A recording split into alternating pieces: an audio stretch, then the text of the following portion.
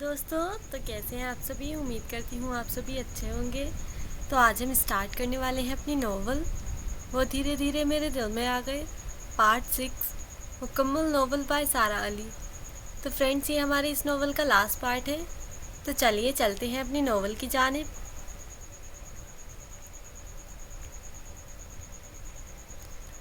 आज मुर्तज़ा दिन में अबिया से बोला, तुम रेडी होकर आओ, हम ईद की शॉपिंग पर चल रहे हैं। जी बस 10 मिनट नहीं, 20 मिनट बाद मैं अभी आती हूँ। और इतना कहकर अबिया ऊपर अपने रूम की तरफ चली गई।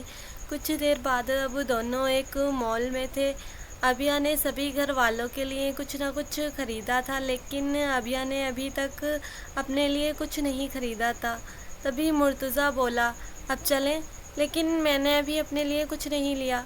अबिया ने कहा, तुम्हारे लिए सभी कुछ घर पहुंच जाएगा, अब चलो। मुर्तज़ा ने कहा। अब दोनों कार के पास आ गए थे। तभी कार के पास आकर अबिया बोली, हमारा एक बैग तो वहीं रह गया है, मैं अभी लेकर आती हूँ। मुर्तज़ा तभी अबिया से बोला, तुम यहीं रहो, मैं लेकर आता हूँ। इतना कहकर मुर्तज़ा फिर मॉल के अंदर गया था। 5 मिनट बाद जैसे ही मुर्तज़ा बैग लेकर बाहर आया तो उसने देखा कि अबिया कार के पास नहीं थी और शॉपिंग बैग भी इधर उधर बिखरे हुए थे। ये सब देखकर मुर्तज़ा परेशान हो गया था। तभी उसने अपने दोस्त एसपी जाजिम को कॉल की और अगले 20 मिनट में एसपी जाजिम उसके सामने था। जाजिम को देखते हुए मुर्तज़ा जाजिम से बोला, मुझे अबिया वापस चाहिए, सही सलामत, किसी भी हालत में। अगर अबिया को एक खरोच भी आई ना तो मैं उस इंसान का बहुत बुरा हाल करूँगा। तभी जाजिम बोला, मुर्तज़ा हौसला रखो, हमारी टीम अबिया की लोकेशन ट्रेस कर रही है, कुछ ही देर में पता चल जाएगा। इतने हम अंदर चलकर यहाँ के सीसीटीवी फुटेज देखते हैं। कोई फ़ायदा नहीं है, यहाँ इस पार्किंग के दोनों कैमरे वर्क नहीं कर रहे हैं, मैंने पहले ही अंदर जाकर चेक किया है। मुर्तज़ा ने जाजिम से कहा, अच्छा ठीक है, मैं अपनी टीम से पता करके देखता हूँ लोकेशन ट्रेस हुई क्या। अबिया बेहोश एक रूम में बेड पर लेटी थी। सामने ही सोफे पर एक आदमी बैठा था, वो और कोई नहीं दिलावर ही था। अबिया धीरे धीरे होश में आने लगी। अबिया ने होश में आते ही आसपास देखा और सोचने लगी, मैं यहाँ कैसे, मैं तो मॉल में थी। तभी उसकी नज़र दिलावर पर गई जो कि सामने ही सोफे पर बैठा था और अब उसे याद आया कि वो मुर्तज़ा का इंतज़ार कर रही थी पार्किंग में गाड़ी के पास। तभी वहाँ कुछ लोग आए थे और उन्होंने उसके मुंह पर रुमाल रख दिया था और उसके आगे का उसे कुछ याद नहीं था।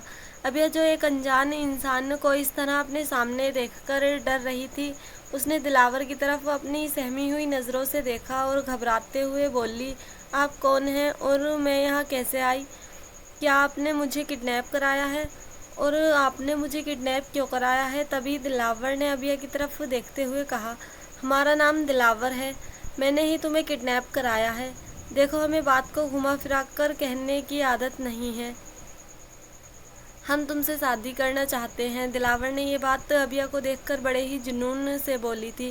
दिलावर की ये बात सुनकर अबिया कुछ पल के लिए शॉक्ड हो गई थी, लेकिन फिर अबिया बोली, हमारी तो पहले ही शादी हो चुकी है। तभी दिलावर बोला, मुझे सब पता है, अभी तुम खुला के कागजात पर दस्तखत करोगी और फिर तलाक मिलने के बाद मैं तुमसे शादी करूँगा। ये सब सुनकर तो जैसे अबिया के पैरों के नीचे से ज़मीन ही निकल गई थी और अबिया का चेहरा डर से पीला पड़ गया था। लेकिन तभी अबिया हिम्मत करती बोली, मगर मैं खुश हूँ अपनी ज़िंदगी में और इन खुला के कागजात पर दस्तखत तो मैं हरगिज़ नहीं करने वाली। ये सुनते ही दिलावर ने पास रखी शीशे की टेबल पर ज़ोर से लात मारी थी तो वो टेबल टूटकर चकनाचूर हो गई थी और अबिया ने ये देखकर डर से अपनी आंखें बंद कर ली थी और अपने कानों पर हाथ रख लिए थे। जाजिम कितनी देर और लगेगी वहाँ पहुँचने में? पहले ही 4 घंटे हो चुके हैं। मुर्तज़ा कॉल पर जाजिम से बोला, बस 10 मिनट बाद हम लोग दिलावर के फार्म हाउस पर पहुँच जाएंगे, जाजिम ने मुर्तज़ा से कॉल पर कहा। वैसे तो जाजिम ने मुर्तज़ा को अपने साथ आने से बहुत मना किया था, लेकिन मुर्तज़ा साथ ही आना चाहता था। आखिर जाजिम भी मुर्तज़ा को इस बात पर साथ ले जाने को मान गया कि پہلے جازم اور اس کی ٹیم اندر جائیں گے اور مرتضیٰ باہر رہ کر ان کا انتظار کرے گا۔ عبیہ کو صحیح سلامت وہاں سے بچا کر لائیں گے اور مرتضیٰ باہر ہی ان سبھی سے کال پر کنیکٹ رہے گا۔ اگر اسے ایسا لگا کہ اسے اندر جانا چاہیے، عبیہ کو اس کی ضرورت ہے، تو وہ اندر ضرور جائے گا۔ 10 منٹ بعد وہ لوگ اب دلاور کے فارم ہاؤس پر تھے۔ مرتضیٰ اپنی کار سے آیا تھا اور اب مرتضیٰ کار سے اترا اور وہیں کھڑا ہو گیا، اور جبکہ جازم اور اس کی ٹیم اندر کی طرف بڑھے۔ اس کا سیکریٹ فارم ہاؤس تھا، اور کیونکہ دلاور کے اس فارم ہاؤس کے بارے میں کوئی نہیں جانتا تھا، تو اس لیے یہاں زیادہ سیکیورٹی نہیں رکھی گئی تھی۔ صرف وہ 8-10 لوگ ہی تھے۔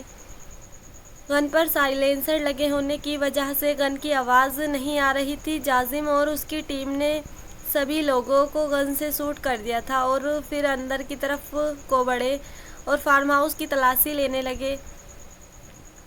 عبیہ، میں تم سے آخری دفعہ کہہ رہا ہوں، ان کاغذوں پر سائن کرو، دلاور نے عبیہ سے کہا۔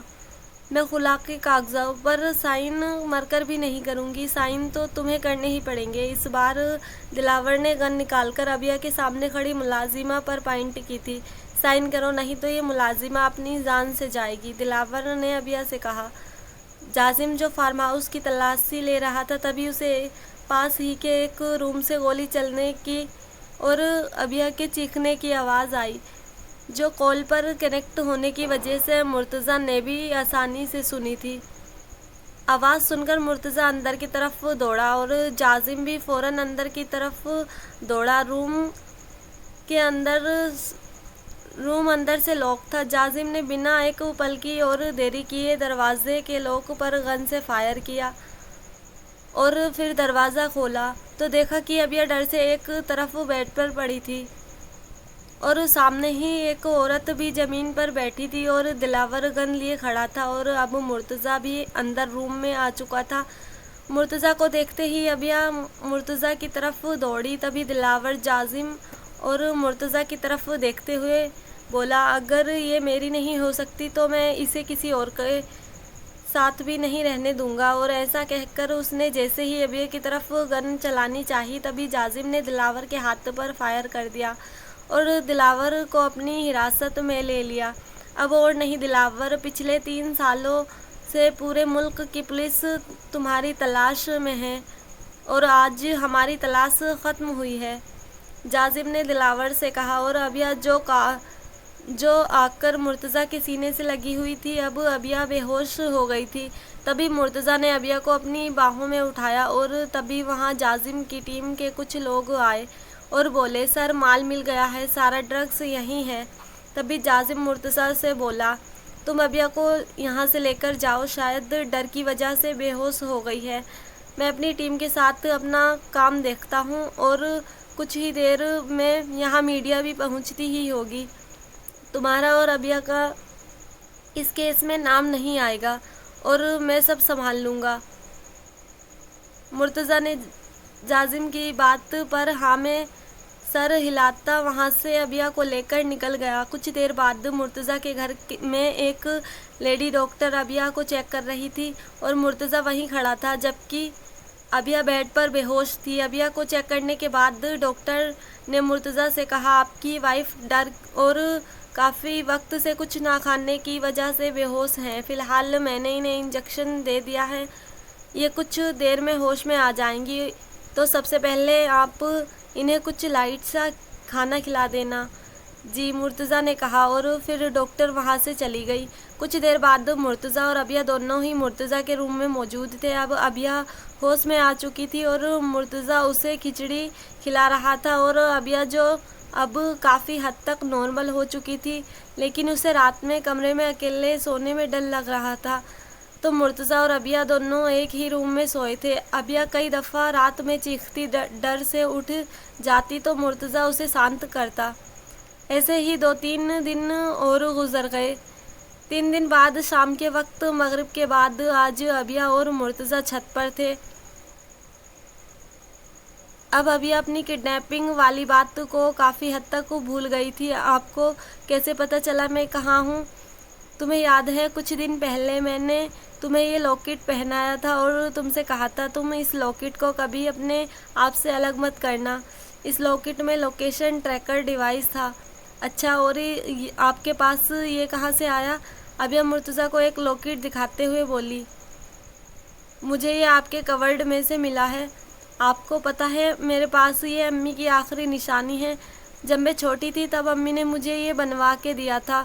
کچھ دن پہلے یہ مجھ سے گم ہو گیا تھا۔ میں نے اسے بہت ڈھونڈا لیکن مجھے ملا ہی نہیں۔ یہ تمہارا لاکٹ مجھے کار میں ملا تھا تو میں نے اسے اپنے پاس ہی رکھ لیا تھا، یہ سوچ کر کہ تمہیں واپس کر دوں گا۔ اور پھر دونوں نے ہی ادھر ادھر کی باتیں کی اور تبھی چاند نظر آیا۔ چاند مبارک، صبح عید ہے، عبیہ خوشی سے چہکتے ہوئے بولی۔ اور تمہیں بھی عید مبارک، تبھی مرتضیٰ نے بھی عبیہ سے کہا۔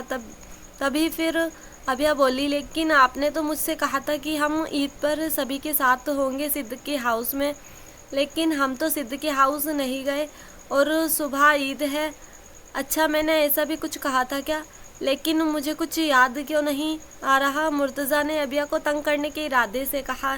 یہ سنتے ہی اب عبیہ کی شکل رونے والی ہو چکی تھی اور اب وہ رونے والی ہی تھی کہ تبھی مرتضیٰ ہنستے ہوئے بولا، اچھا اب رونا مت شروع کر دینا تم، میں مذاق کر رہا تھا۔ ہم لوگ ابھی صدیقی ہاؤس کے لیے نکلنے والے ہیں۔ ابھی ہم لوگ کسی کو بھی نہیں بتائیں گے کہ ہم لوگ واپس آ رہے ہیں، بلکہ ہم لوگ کل صبح ان سبھی کو سرپرائز دیں گے۔ مرتضیٰ کی اس بات پر عبیہ کی آنکھیں خوشی سے چمک اٹھیں اور وہ خوشی سے بولی، سچ؟ ہم ابھی صدیقی ہاؤس واپس جائیں گے؟ ہاں، جلدی 20 منٹ میں گاڑی کے پاس آؤ۔ 20 منٹ بعد عبیہ اور مرتضیٰ دونوں گاڑی میں بیٹھے اور وہاں سے صدیقی ہاؤس کے لیے نکل گئے۔ 2 گھنٹے بعد اب وہ لوگ گھر آ چکے تھے۔ مرتضیٰ کی گاڑی دیکھتے ہی سیکیورٹی گارڈ نے دروازہ کھول دیا تھا۔ اس وقت گھر پر سبھی سو چکے تھے۔ گھر میں ایک دم شانت ماحول تھا۔ کچھ دیر بعد عبیہ اور مرتضیٰ دونوں ہی فاروق صدیقی ہاؤس کی چھت پر تھے اور دونوں باتیں کر رہے تھے۔ تبھی مرتضیٰ عبیہ سے بولا، عبیہ کیا تم یہاں آ کر خوش ہو؟ ہاں، عبیہ خوشی سے بولی۔ تبھی مرتضیٰ پھر بولا، عبیہ میں نے تمہاری عید مبارک کر دی ہے تو اب تم بھی میری عید مبارک کر دو۔ تبھی عبیہ شرماتی ہوئی عید مبارک کہتی مرتضیٰ کے سینے سے لگی تھی۔ عبیہ کا عید مبارک کہنا مرتضیٰ سمجھ گیا تھا کہ عبیہ کی اجازت تھی۔ یہ عبیہ کی اجازت تھی۔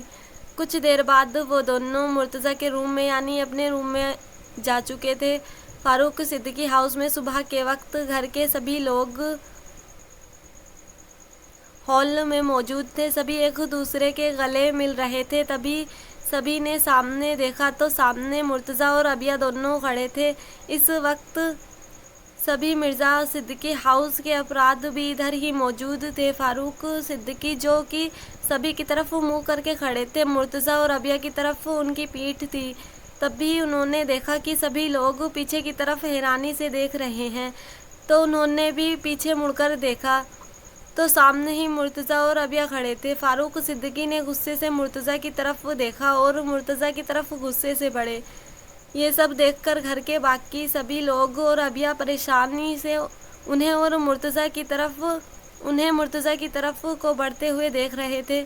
تبھی فاروق صدیقی مرتضیٰ کے پاس پہنچ کر خوشی سے اسے گلے لگاتے ہوئے بولے، عید مبارک، اور کیسا ہے میرا شیر بیٹا اور میری بیٹی عبیہ؟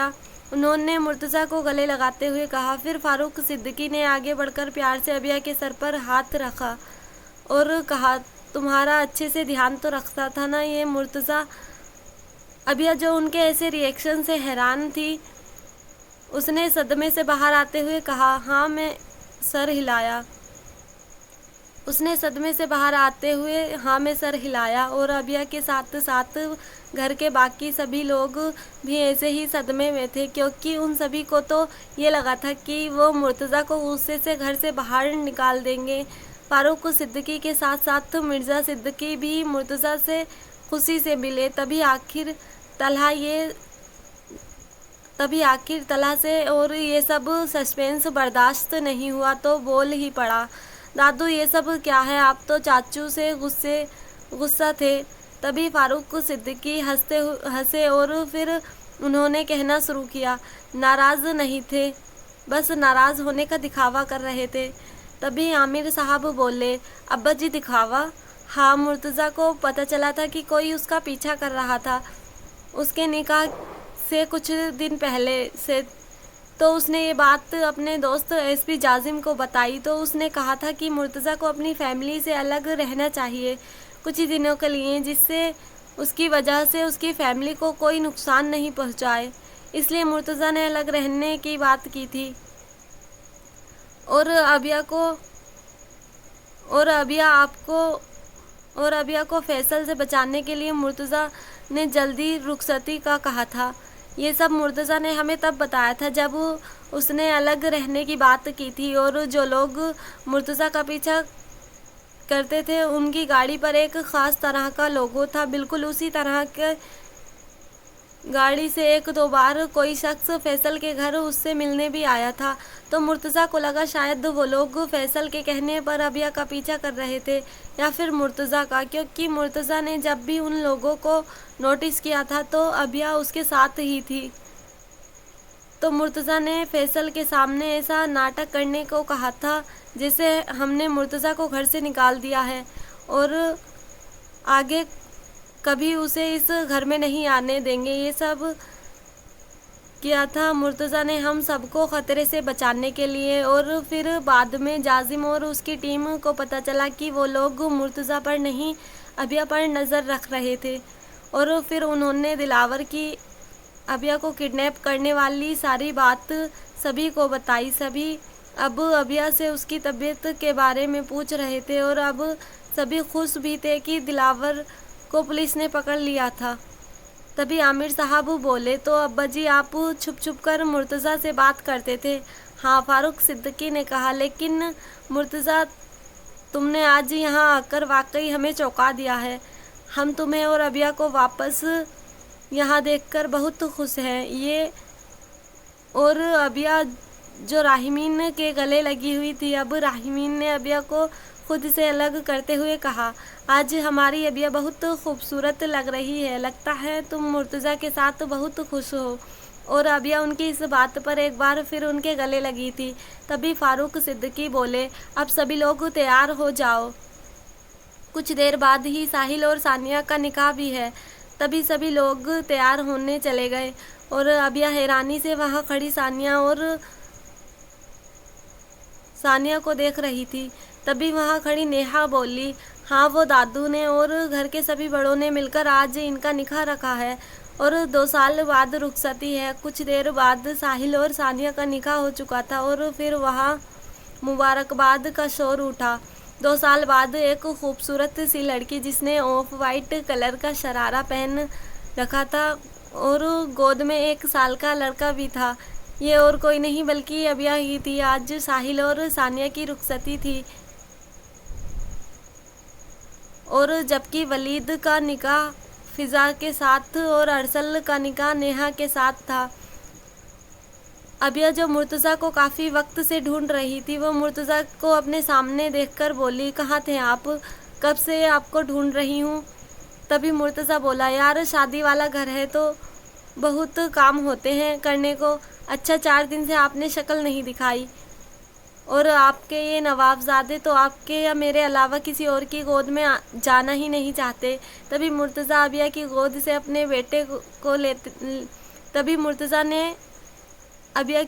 اپنے بیٹے کو لیا اور پھر بولا، اچھا چلو اب غصہ مت کرو، ہم لوگ فوٹو بنواتے ہیں۔ ایسا کہہ کر مرتضیٰ نے ایک ہاتھ میں اپنا بیٹا لیا اور دوسرے ہاتھ میں ابیا کا ہاتھ تھاما اور اسے اسٹیج کی طرف فوٹو بنوانے لے گیا۔ کچھ دیر بعد طلحہ ان کی فوٹو بنا رہا تھا، اب کافی وقت ہو چکا تھا۔ تبھی طلحہ بولا، یار چاچو اب تو مجھے جانے دو، کافی وقت ہو چکا ہے۔ تبھی مرتضیٰ بولا، چپ چاپ ہماری فوٹوز بناؤ۔ تبھی طلحہ پھر سے بولا، میں سنگل ہوں نا، اس لیے آپ سبھی مجھ سے ہی سارے کام کراتے ہو، دیکھ لینا اگلا نمبر میرا ہی ہوگا شادی کا۔ اور طلحہ کی یہ بات سن کر ہال میں موجود سبھی ہنسنے لگے تھے۔ تو ختم شد، دی اینڈ۔ فرینڈس، اگر آپ کو ہماری یہ ناول پسند آئی ہو تو ویڈیو کو لائک کریں، چینل کو سبسکرائب کریں اور ہمیں بتائیں آپ کو یہ ناول کیسی لگی۔ تو ملتے ہیں آپ سے کسی اور ناول میں، تب تک کے لیے اللہ حافظ۔